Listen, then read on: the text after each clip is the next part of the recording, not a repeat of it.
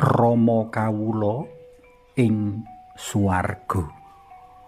Panglimbang 5 menit dina Rebo Pon tanggal 8 Oktober taun 2020 kapethik saka Injil Lukas bab 11 ayat 1 tekan ayat 4. Lumrahe bocah kumantil-kantil karo bapakne. Saura-urane kaya kang ndak alami dek isih cilik biyen. Sesrawungan lan sesambunganku karo bapakku banget ing becik, marga aku rumangsa banget ditresnani dening panjenengane. Rikala lelungan adol tampah, bapak bali mesti nggawa oleh-oleh sega wungkusan utawa saora-orane nggawa cemplon. Rikala menyang sawah macul, bapak bali nggawa welut.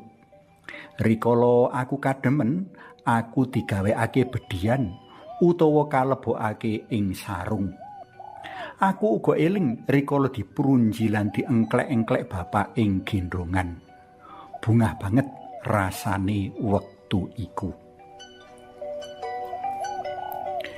Minangkani panyuwune para murid supaya mulangake sawijining donga, Gusti Yesus sing waosan dina iki nepungake Allah mau rumeksa kang dadi tujuaning donga minangka Bapak utawa ing basa krama Inggile sinebut Rama.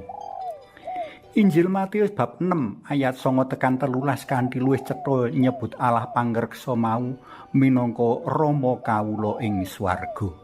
Dadi Rama kawula dudu bapakku. Padurungane uga ana swarga dudu ing papan-papan liya.